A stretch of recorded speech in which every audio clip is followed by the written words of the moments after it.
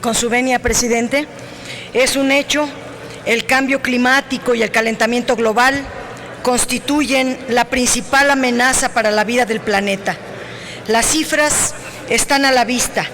La producción y el consumo de energía es la causa principal del desarreglo climático. México se encuentra entre los 10 países que más contribuyen a la contaminación de la atmósfera. Independientemente de los resultados de la Conferencia de París, es un imperativo categórico que nuestro país disminuya la generación de gases y compuestos de efecto invernadero.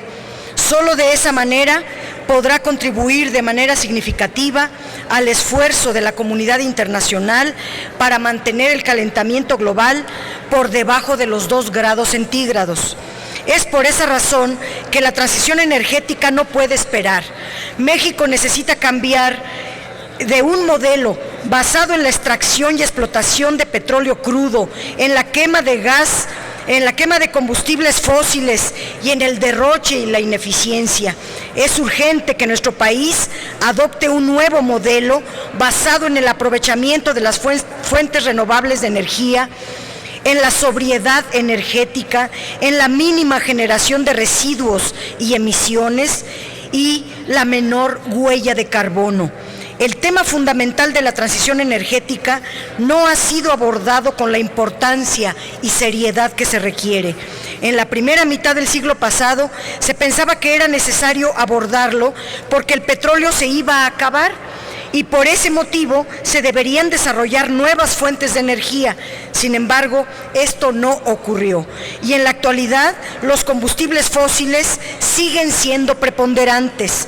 Posteriormente, empezaron a surgir los temas ambientales que implicaban la necesidad de la transición energética por los efectos negativos que el uso de combustibles fósiles ocasionaba al medio ambiente.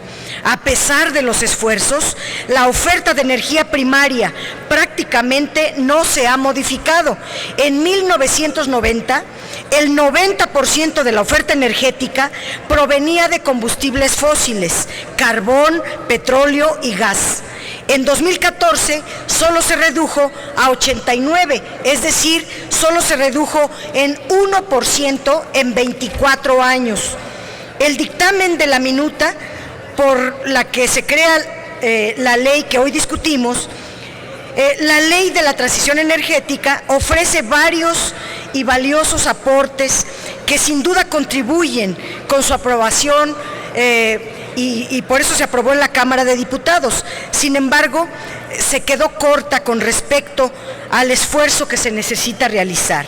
El problema no está en el origen de la iniciativa, el cual se remonta a la elaboración apresurada de la Secretaría de Energía hacia finales del año pasado, con miras a paliar los errores y omisiones en materia de sustentabilidad que tuvo la reforma energética.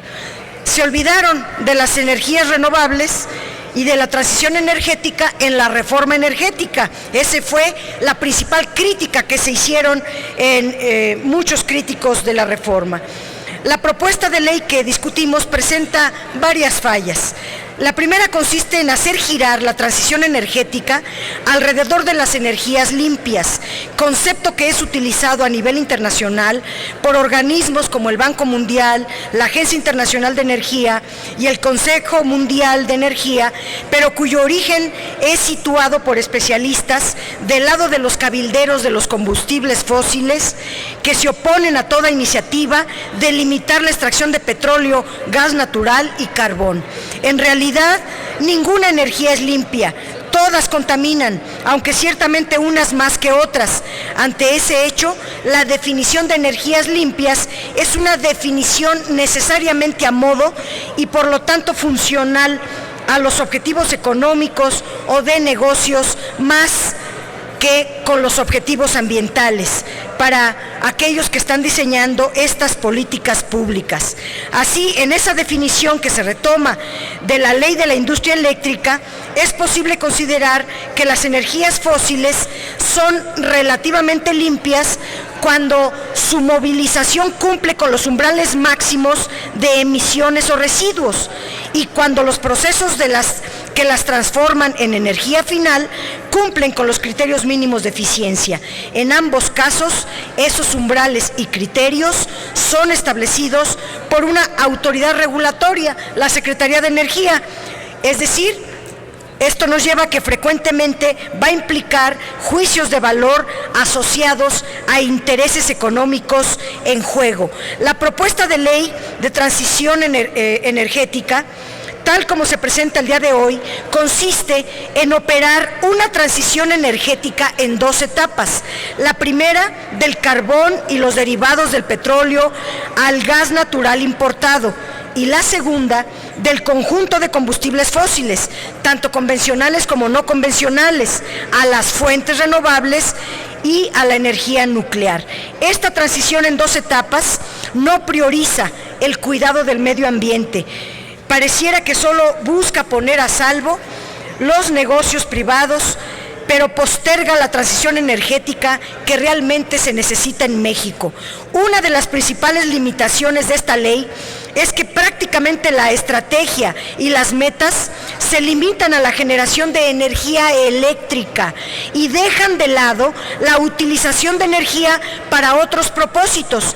Implícitamente se pudiera entender que el futuro energético del país estará centrado en el uso de la energía eléctrica, lo que indudablemente sería deseable. Sin embargo, durante un plazo que no es corto, se continuarán usando fuentes de energía distintas a la eléctrica, como el consumo final, y por ello deberían de ser consideradas dentro de la estrategia de transición. Es importante señalar que la generación de energía eléctrica solo es causante del 19% de las emisiones de gases de efecto invernadero. El sector transporte es el que más contamina, ya que es responsable del 26.2% de las emisiones, y otros, como la industria, aportan 17.2%, y entre otros sectores. Por ello, la ley debería de ser más explícita y comprensiva en que la política y los programas incluyan la sustitución de combustibles fósiles, no solo para la generación de energía eléctrica, sino para todos los sectores, en particular para el automotriz, el del transporte, el de la industria. Ante la privatización del sector energético como consecuencia de la reforma de 2014, las posibilidades de que el Estado asegure que la transición energética se dé en los términos de la estrategia se reducen, ya que las empresas privadas siempre anteponen sus intereses económicos sobre los de la protección del medio ambiente. Por ello, la ley debiera ser más precisa y contundente en que el otorgamiento de permisos, autorizaciones, concesiones y contratos estuviera en función de la estrategia y el programa especial de transición energética, y no solo limitar las facultades a las autoridades a que promuevan los elementos de planeación que se cumplan. Que promuevan que estos elementos se cumplan. En este sentido, la ley no fortalece lo suficientemente la capacidad regulatoria del Estado, que es indispensable para lograr una transición energética efectiva.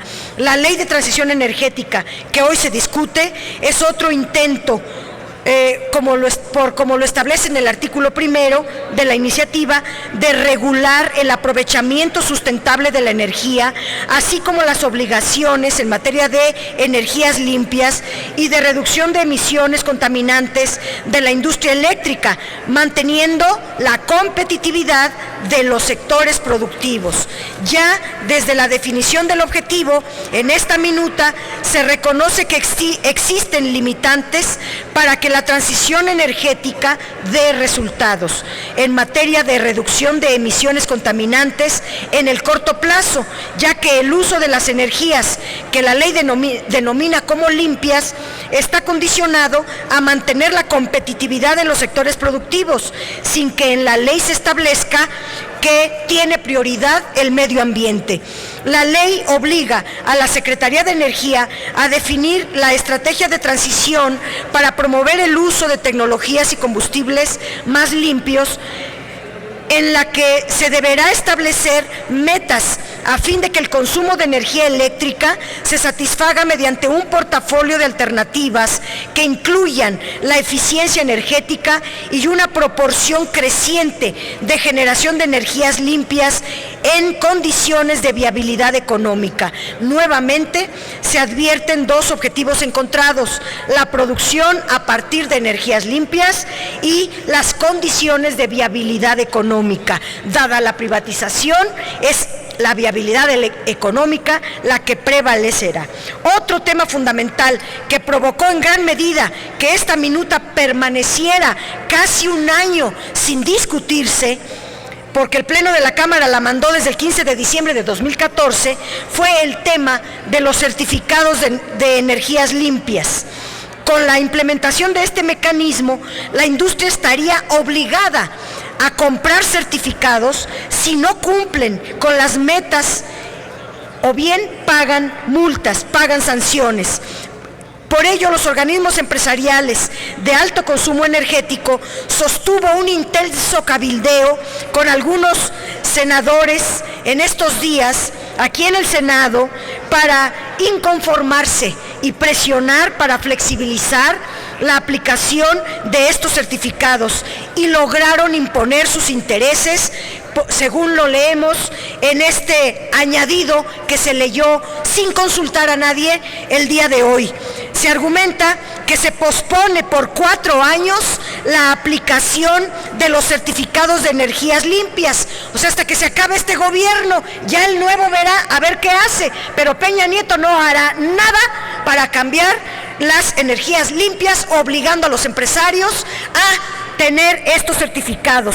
Se argumenta que la intención es otorgar flexibilidad en el cumplimiento de las obligaciones en materia de energías y de certificados de energías limpias. Se admite que la iniciativa condiciona el cumplimiento de las metas de energías limpias y la eficiencia energética a que las metas se alcancen de una manera económicamente viable, porque la integración de las energías limpias es un objetivo que no puede cumplirse a costa de la viabilidad económica, y será la Secretaría de Energía la que decida qué significa viabilidad económica.